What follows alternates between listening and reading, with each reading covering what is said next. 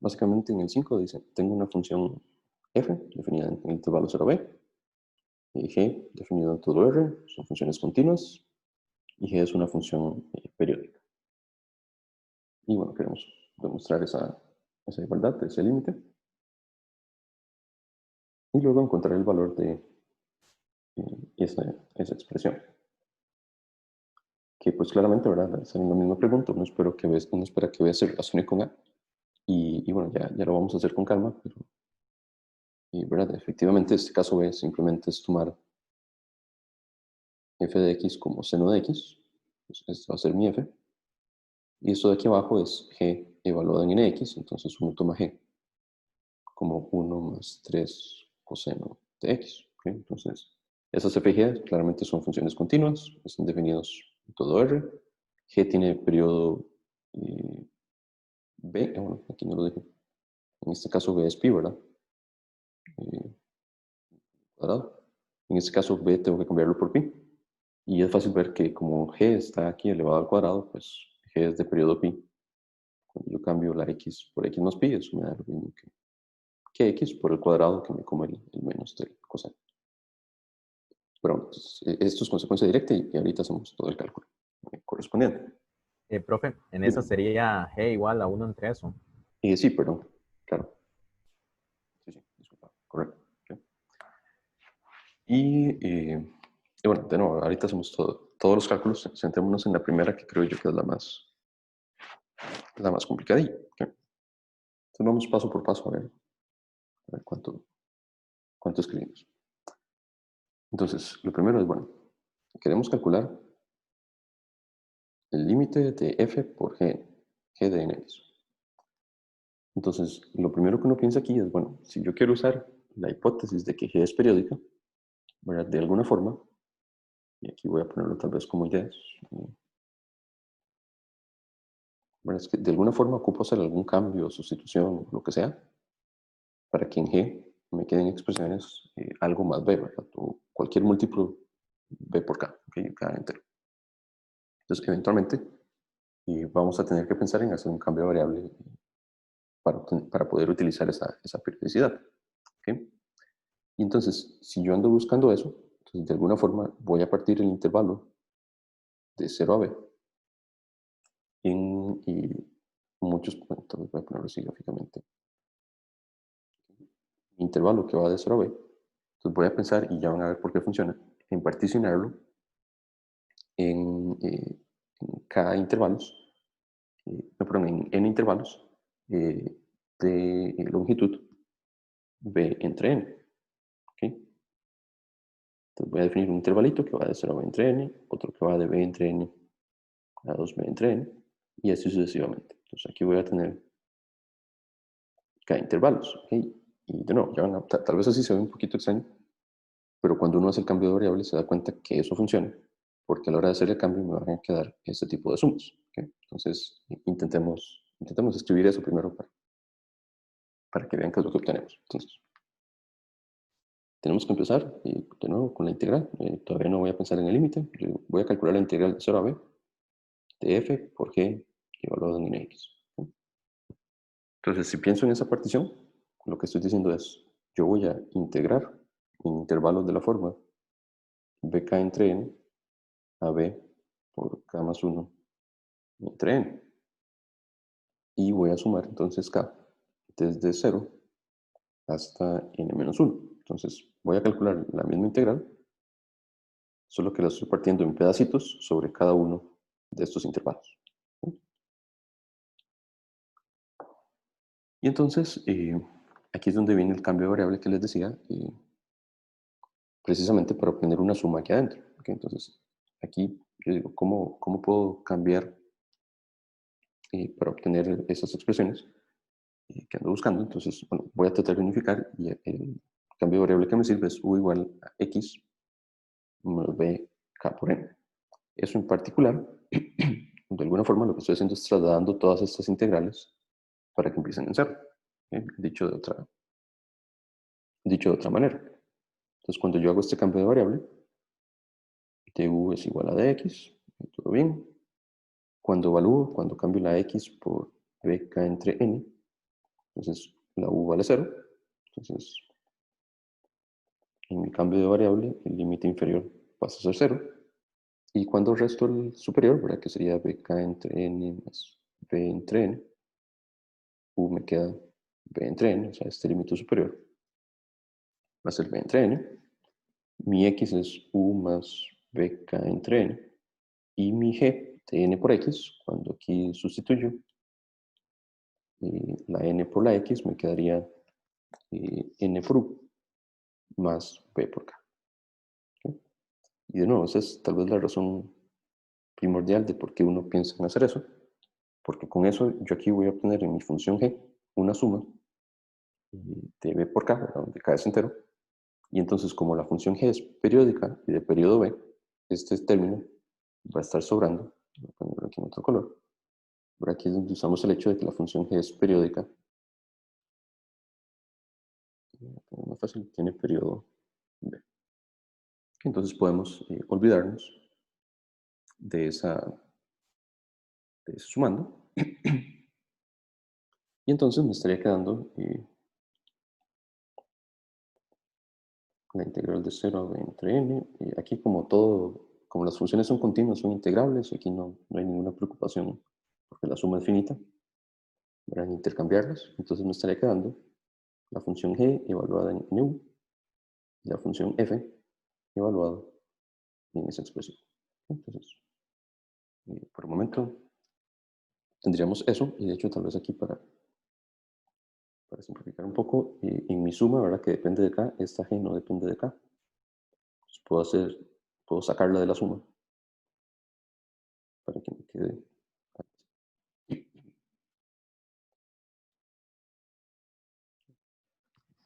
Entonces, ese es digamos que el paso inicial, donde tratamos de usar el hecho de que la función es periódica. Ahora, si nosotros vemos la respuesta en el lado de la derecha, ¿verdad? Andamos buscando llegar a integrales que van desde 0 hasta b. Entonces uno dice, bueno, aquí todo está muy bonito, pero de alguna forma sería bueno tratar de devolvernos en el cambio para llegar a una integral que vaya de 0 a b. Entonces, si yo quiero hacer eso, puedo hacer otro cambio de variable por acá, y que va a ser igual a poner como x entre n. ¿Ok? ¿Sí? Porque entonces vamos a ver, cuando cambio, y perdón, aquí hice algo malo, este no es de x, este es un de u, mi variable de integración es u, en el cambio de variable, entonces aquí es de u. Sí, creo que ahora sí está bien escrito. Y entonces, ¿por qué hago este cambio? Porque entonces ahora cuando la u vale 0, todo bien, la x vale 0. Cuando la u vale b entre n, entonces me quedaría que la x vale b. Entonces, con ese cambio de variable, mi integral vuelve a ser del intervalo de 0 a b. ¿Okay? Luego este n por u en la g es una x, y luego en la suma, y me va a quedar la función f evaluada en u, que es x entre n, más b por k entre n, y mi du, que no lo puse, pero claramente du es dx entre n, entonces aparece dx entre n. Y entonces como que ya se va viendo un poquito tal vez más parecido a lo que andamos buscando, pero porque vean que al final, bueno, todavía faltan cosas, pero al final verá como que debería llegar a la integral de sur a b de g, entonces pareciera que ya eso anda por aquí relativamente parecido. Y lo que nos falta, bueno, nos falta mucho, pero lo que falta de ver tal vez de forma más directa es ver cómo tenemos la integral de f, que esa integral de f debería de salir un poco de esta parte de acá. ¿Okay? ¿Y cuál es la idea aquí? Bueno, voy a ponerlo aquí igual por aparte en el borrador. Pero si yo me fijo solamente en esa expresión que encerré en rojo, que es 1 entre n por la suma desde k igual 0 hasta n menos 1 de todo esto, ¿okay? Eso uno esperaría, digamos, de nuevo, en lo que andamos buscando, ¿verdad? En el lado derecho, lo que tenemos es un 1 entre b por la integral de f, ¿verdad? Eso es lo que uno esperaría llegar. Entonces uno dice, ¿será cierto que esto converge a 1 entre b por la integral de 0 a b de f? Entonces uno dice, bueno, pues así como está, ¿no? ¿Okay? Y, ¿y por qué razón? Esto tiene toda la pinta de una integral de Riemann, ¿verdad? De hecho, una integral de Riemann definida sobre estos intervalos que tenemos acá, los que dibujé aquí arriba. En cuyo caso, si tuviésemos esperanza de que pudiéramos aplicar la fórmula de Riemann, ¿verdad? Y vean que aquí los intervalos miden b entre n, entonces yo debería tener aquí un 1 entre b, vamos a ver, puedo multiplicar por un b arriba, poner otro color, voy a multiplicar por un b aquí arriba y por 1 entre b aquí abajo. Y el 1 entre b que acabo de poner es precisamente el que deberíamos de obtener. Este b entre n que está aquí, entonces voy a ponerlo de otra forma, es lo mismo que tener n entre b, ¿verdad? Que es el inverso del tamaño de los intervalos, como el 1 entre n. Y aquí tengo f evaluado en k por s b entre n. Entonces, ¿qué es lo que estoy tratando de dar a entender acá? Si este x entre n no estuviera, ¿okay? Si lo borramos del mapa, si yo todo lo que tengo es, y voy a volverlo a escribir aquí tal vez,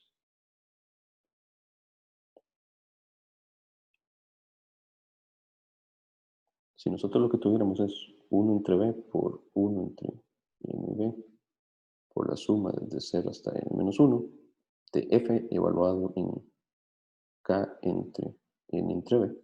¿Okay? Entonces esto, ahí sí, es la suma de Riemann que converge al 1 entre b, que es constante, y luego me queda la integral de 0 a b de f de x, ¿okay? Porque es la integral de Riemann, de nuevo, aplicada a esta partición que tenemos aquí, donde estoy agarrando la función y evaluándolo en cada uno de esos puntos. ¿Okay? Pero entonces tenemos un problema, y es que realmente eso no es lo que tenemos es esta función que teníamos aquí, tenemos un x entre n y que nos estorba. Entonces, como que ya la respuesta se ve, ¿verdad? En límite, lo que vamos a esperar es que esto converja a la integral de f,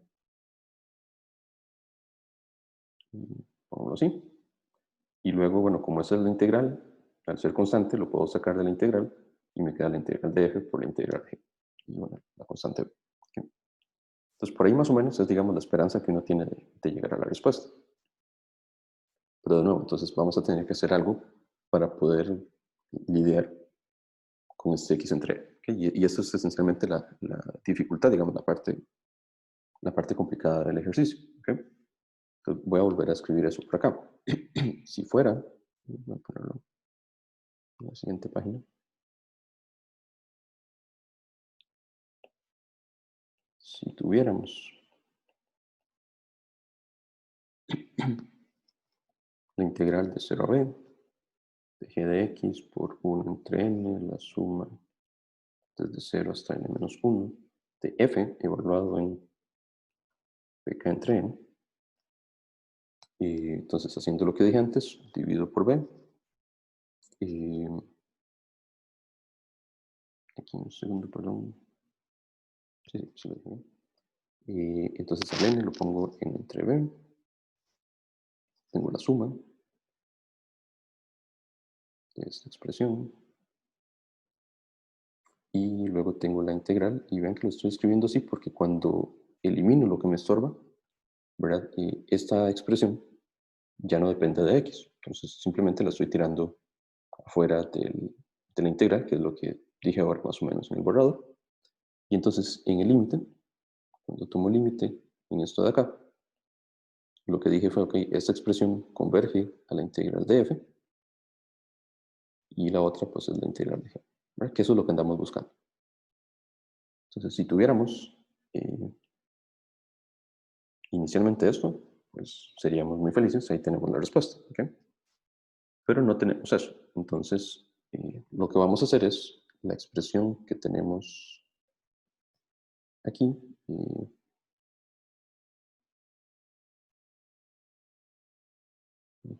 Y tal vez voy a copiar esto. Pero eso no quiere servir. Entonces, ¿qué es lo que sí tenemos? Entonces voy a escribirlo así. Lo que andamos buscando, que era esto, ya nos dimos cuenta que esto es igual. Y voy a copiar el último paso que pusimos por aquí, ¿verdad? Aquí sí tenemos la igualdad garantizada. Entonces lo que andamos buscando es igual a todo esto. ¿Okay? Pero entonces yo digo, bueno, yo ya sé simplificar algo más bonito. Entonces lo que voy a hacer es agarrar esta expresión, que sí sé cómo trabajar, y voy a restarla. ¿Okay? Y para no cambiar el resultado, pues lo que hago es sumar. ¿Okay? Y entonces a todo esto que está primero aquí en la primera línea, que está en rojo, voy a llamarlo delta n, la diferencia entre lo que yo no sé cómo hacer y lo que sí sé cómo hacer. ¿Okay? ¿Cuál es la idea aquí? Bueno, si demostramos que este delta n, que es todo lo que encerré en rojo, converge a cero cuando n tiende a infinito, entonces el límite que andamos buscando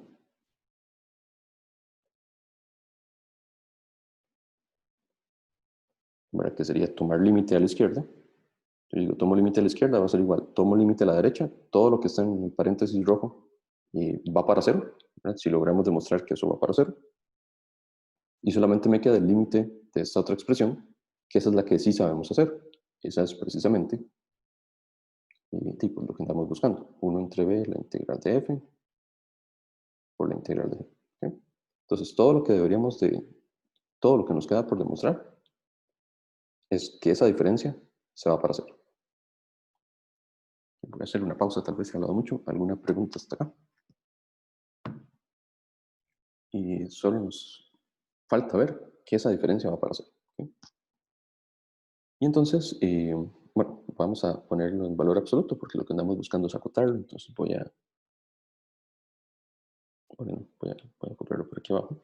Entonces, note que, entonces, vamos a hablar del valor absoluto de esa diferencia. ¿Okay?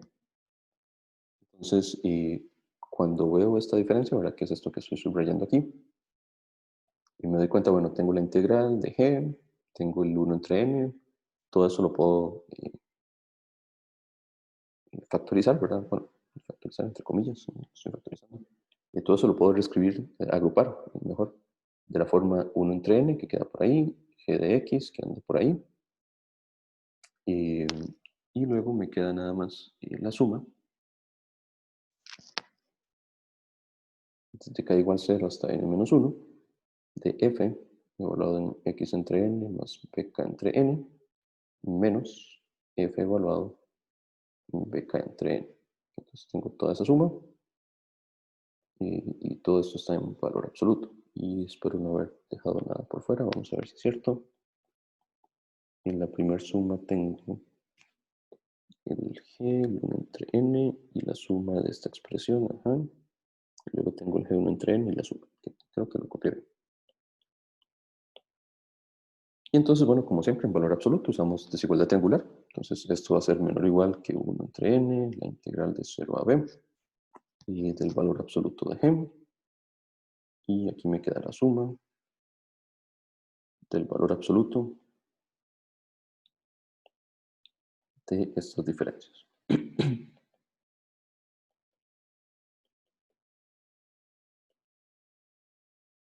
¿Okay? Y recuerden, ¿verdad? Que lo que esperamos es que esa expresión se vaya a aparecer. Y entonces uno va como de pedacito por pedacito qué estaría pasando. Entonces, bueno, este no entrene claramente es favorable, ¿verdad? Ahorita vamos a hablar de él. En esta función g no tenemos mucho problema. Si recuerdan de las hipótesis, nos decían que g era una función continua. ¿Okay? Entonces, como estamos en un compacto, como estamos en un intervalo entre 0 y b, yo sé que esa función tiene un máximo. ¿Okay? Entonces voy a escribirlo por acá. como G es continua,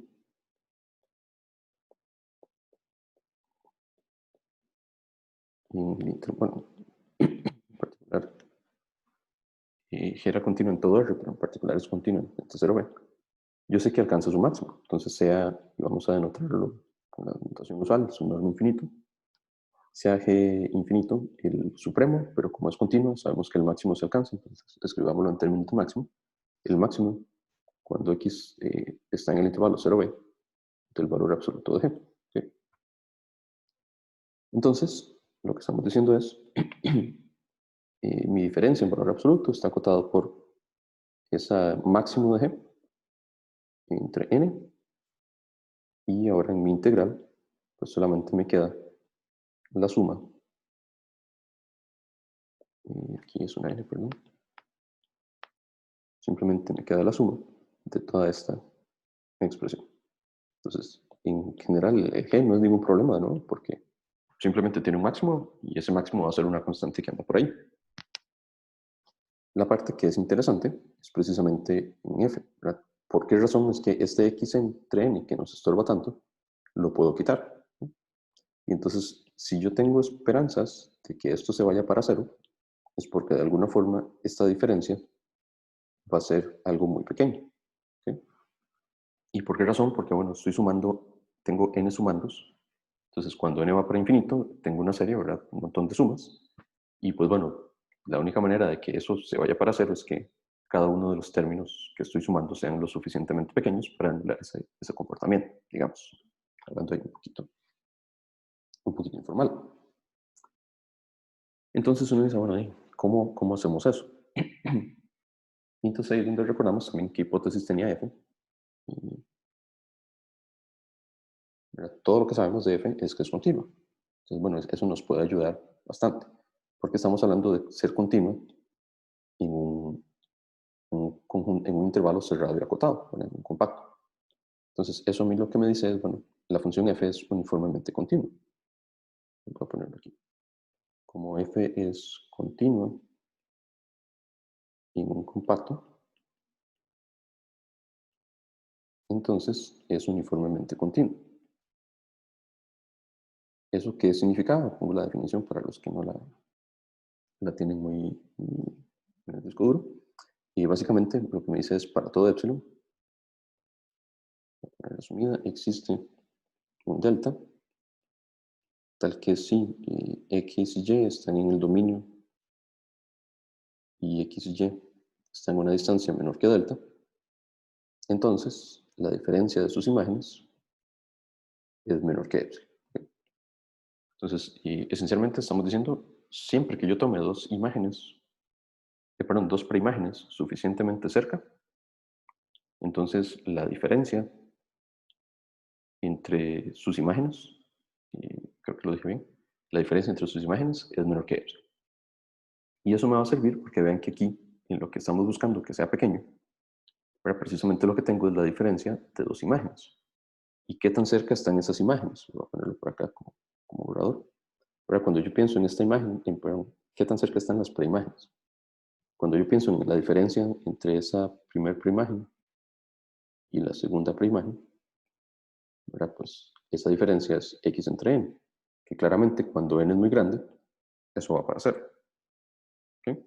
Entonces, eso me da de nuevo una ligera sospecha de que voy a poder utilizar esto, porque mi x y mi y en la definición tienen que estar muy cercanos.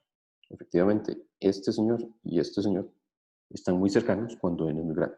¿Okay? Entonces, tratemos de escribir eso. Entonces yo digo, bueno, sea epsilon positivo. ¿Okay? Entonces, por ser uniformemente continuo, entonces lo que sabemos es que existe un delta positivo. Y bueno, de hecho, no sé por qué lo estoy poniendo otra vez, pero no importa. Lo que me dice es que si x menos y es menor que delta, entonces, bueno, esto es menor que epsilon. ¿Okay? Esencialmente. Ahora, aquí hay un pequeño detalle, y es que de alguna forma tenemos que conectar este delta, ¿verdad? Que depende de este epsilon, con el n en el que estamos trabajando, porque eventualmente en este límite, ¿verdad? Yo voy a tomar n infinito. ¿Ok? Y pues se relaciona también con eso, ¿verdad? Porque para poder yo usar esta continuidad uniforme, yo ocupo que este x entre n sea menor que delta, ¿ok? Para poder usar la definición de continuidad uniforme. Entonces ahí es donde viene el detalle. Como esto va para cero, o por propiedad arquimediana, como quieran verlo, ¿verdad? Yo puedo decir que también existe un número natural n mayúscula que depende de epsilon, tal que si yo tomo cualquier natural más grande que ese n mayúscula, entonces pues lo que voy a obtener es que básicamente la diferencia, voy a ponerlo así, y explico por qué.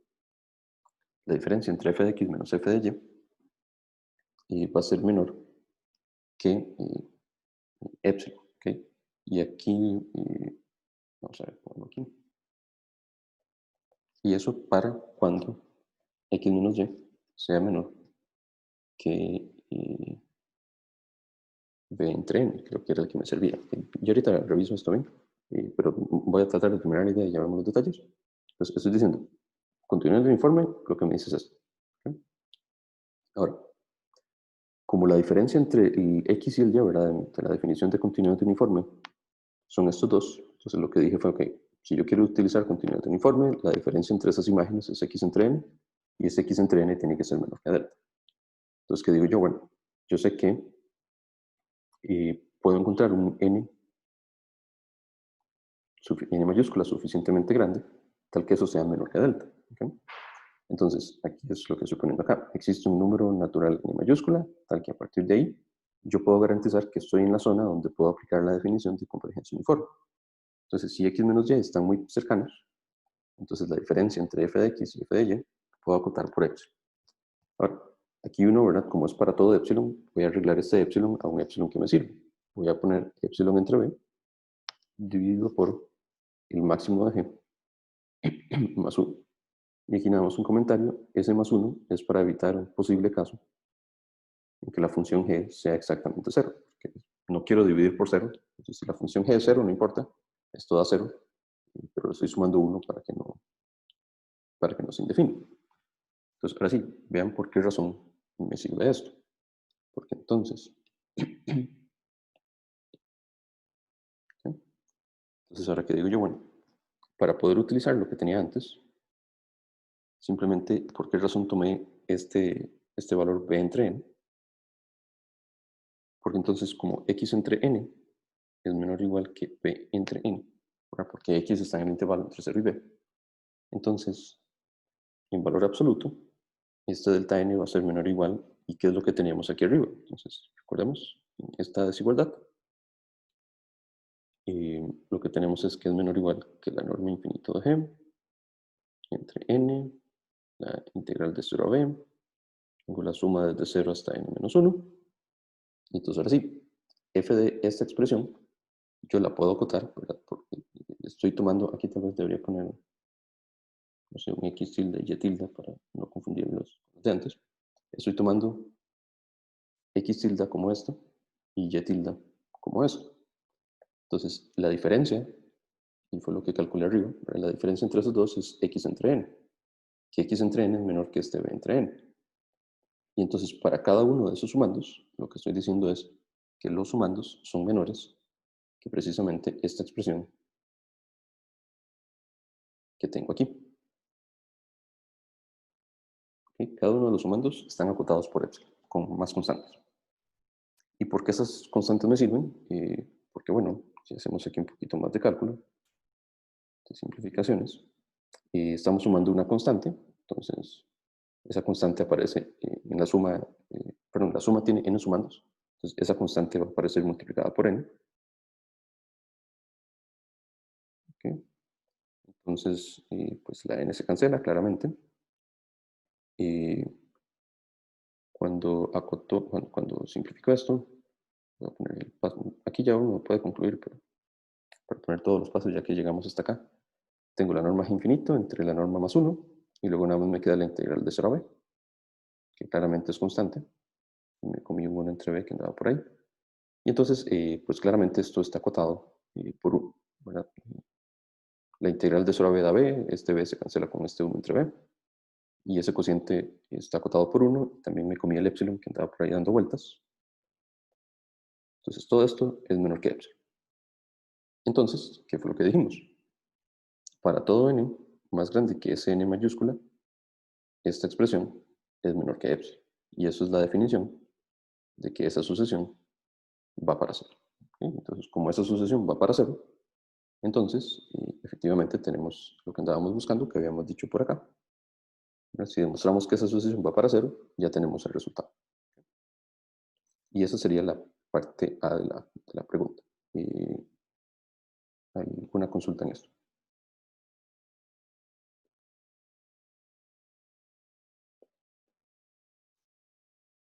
Ok, sí.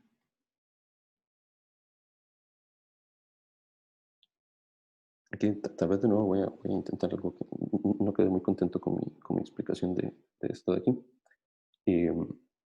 ¿Verdad? Ven que estamos hablando de dos definiciones, ¿verdad? Una es la de continuidad uniforme, que es esta expresión, y otra es tomar un n suficientemente grande que hace que esto sea menor que delta. Porque entonces, cuando yo estoy en mi intervalo donde x menos y es menor que delta, cuando tomo este n en mayúscula suficientemente grande, lo que estoy haciendo es achicando ese intervalo, y entonces al tomarlo suficientemente grande, yo sé que puedo utilizar ahí la definición de ser continuado uniforme. ¿Okay? Espero que eso. Esa era la primera. Y la segunda, como ya habíamos dicho, bueno, es simplemente, voy a volverme que se me hizo por acá. Entonces, es simplemente calcular pues, el límite, usar el resultado que ya tenemos para estas funciones particulares. Entonces voy a hacer aquí.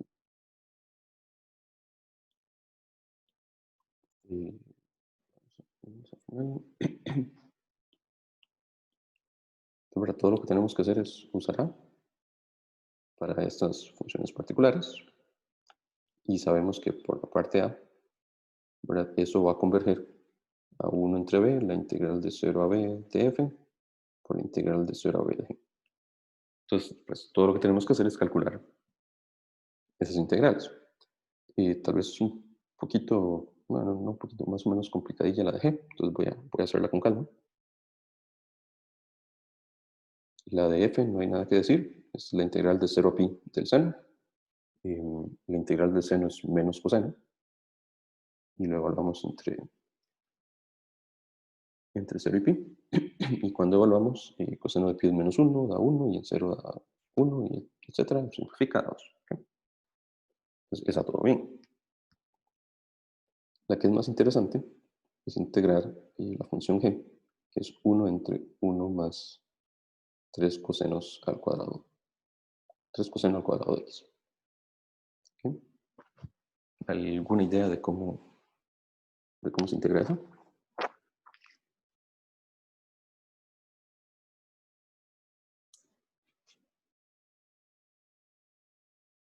Esa no es tan conocida, no sé. Bueno, dependiendo de los que ya aprendieron a integrar, dependiendo de cómo hayan visto integración, puede ser tal vez fácil o no. Pero bueno, si vemos ese coseno al cuadrado, tratemos de escribir todo en términos de secante. ¿Okay? Esa es una manera. Voy a calcular tal vez primero la indefinida por acá y ahorita hablo de la evaluación. Entonces, calculemos la integral indefinida de 1 más 3 coseno al cuadrado de x. Entonces, lo que voy a hacer es multiplicar arriba y abajo por secante al cuadrado. Y eso lo que me sirve, ¿verdad? Es que precisamente me elimino el coseno de abajo me va a quedar secante al cuadrado más 3. ¿Okay? ¿Verdad? Porque secante por coseno da 1. Y entonces, ¿qué tiene de ventajoso eso? Bueno, que si eventualmente yo pienso en hacer un cambio de variable u igual a tangente, la derivada de tangente secante al cuadrado, que es ya lo que tengo en el numerador. Entonces, esto eventualmente lo podría convertir en du. Pero entonces, si yo quiero poder hacer la sustitución como tangente, pues simplemente lo que me queda por decir es, yo sé que secante al cuadrado en el denominador lo voy a cambiar por tangente al cuadrado más 1. Porque entonces, ahora sí, al hacer el cambio de variable que mencioné aquí abajo, secante al cuadrado de x va a ser de u, la tangente al cuadrado es u al cuadrado, y 3 más 1 da 4. Y esta espero que sea conocida, y si no, pues simplemente uno la escribe como este 4, lo veo como una suma de cuadrados, y entonces eso es esencialmente un medio del arco tangente de u medios. ¿Okay? Y devolviéndonos en la sustitución, esto sería arco tangente de u, que sería arco tangente de x, entre 2 más constante. ¿Okay? Entonces, esa es la integral indefinida. Y el truquillo de nuevo es multiplicar por secante, pasar todo a secante.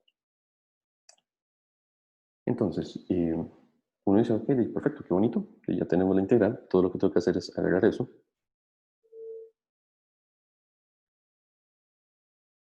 y evaluarla entre 0 y pi. ¿Okay? Sin embargo, si uno lo hace así de forma directa, sin darle muchas vueltas al asunto, pues bueno, la tangente en pi vale 0, la arcotangente de 0, 0, entonces pareciera que arriba da 0, y cuando evalúo en 0, pues sí pasa lo mismo, la tangente de 0, 0, y pareciera que es integral da 0, lo cual no tiene ni pies ni cabeza, ¿verdad? Porque el integrando que tenemos acá es estrictamente positivo, entonces su área es estrictamente mayor que 0. ¿Okay?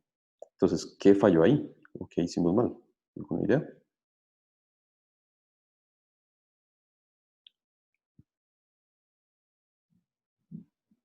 Todo lo que sabemos es falso. Okay. Aquí hay un pequeño detalle, y es que, vamos a ver, pongámoslo de manera bonita, y cuando hicimos este cambio aquí, claramente 1 más 3 coseno al cuadrado, esa expresión es estrictamente mayor que 0, ¿verdad? Esta función no se indefine en ningún valor. Cuando aplicamos aquí identidades trigonométricas, pues claramente las igualdades tienen sentido, a excepción de cuando tenemos indefiniciones, ¿verdad? En particular, pues bueno, esto no tiene sentido, ¿verdad? Hablar aquí de tangente de x, y no tiene sentido cuando la x es pi medios, por ejemplo, ¿verdad? Porque la tangente se indefine en pi medios, y si nos fijamos, pues esta integral eh, eh, tiene a pi medios en el intervalo de integración. ¿Okay? Entonces, yo digo, bueno, viéndolo desde esa forma, al tener una discontinuidad, lo que vamos a hacer es separarla en dos integrales. Para separarla, pues antes de sustituir, voy a separarla en la integral de 0 a pi medios, ¿okay? Y luego por aparte en la integral de pi medios a pi. ¿Okay? Y ahora sí, cuando pienso en evaluar en esta primera, entonces yo sé que al evaluar puede tener un problema. Entonces voy a escribirlo como el límite cuando b tiende a pi medios por la izquierda, porque estoy en el intervalo en donde todos los valores son menores que pi medios, de la derivada, o perdón, de la antiderivada, y evaluada en b. ¿Okay? Bueno, usualmente no le cambio la variable, pero no es nada relevante. Bueno, entonces, cuando evalúo en el límite superior, yo digo, bueno, pi medios tengo un problema. Entonces voy a tomar el límite cuando b tiende a pi medios. Y evaluar en el límite inferior, esa no había ningún problema, ya lo hicimos antes, esa nos daba 0. Entonces tenemos que calcular ese límite. Y luego, para la segunda integral, pues esencialmente sería lo mismo. Evalúo en pi, que nos da 0. Y luego menos límite cuando b tiende a pi medios por la derecha, porque en esta integral todos los números son mayores que pi medios. Y de la misma expresión, que ahora tangente de b entre 2. ¿Okay? Y entonces, ahora sí, cuando evaluamos, ¿qué ocurre? Entonces, recuerden, ¿verdad? Los valores de pi medios. Y otro color para no copiar mucho. Cuando b tiende a pi medios por la izquierda, y esta función tangente de pi medios por la izquierda. Voy a hacer la gráfica. Aquí tengo pi medios. Y la función, ¿verdad?, así, algo así. Y luego continúa. Entonces, por la izquierda, esto da más infinito. Y el cotangente de infinito es pi medios. ¿Okay? Y luego aquí restamos. Y en este otro límite ahora pasa lo contrario. Cuando estoy por la derecha, la tangente es menos infinito. El cotangente de menos infinito es menos pi medios. Y con el menos de adelante, esto me daría más un medio de pi medios. Que simplificado sería pi medios. ¿Okay? Y entonces eso me daría finalmente, lo logramos, el resultado de la segunda integral. Entonces, ¿a qué convergería? Eso convergería a 1 entre pi por la integral de f que dio 2 y la integral de g que dio pi medios. Y entonces, maravilla, maravillas, todo eso da. ¿Okay? Y entonces, a ver si es correcto. Sí, correcto. Entonces, en la parte B, el resultado sería 1. ¿Okay? Preguntas.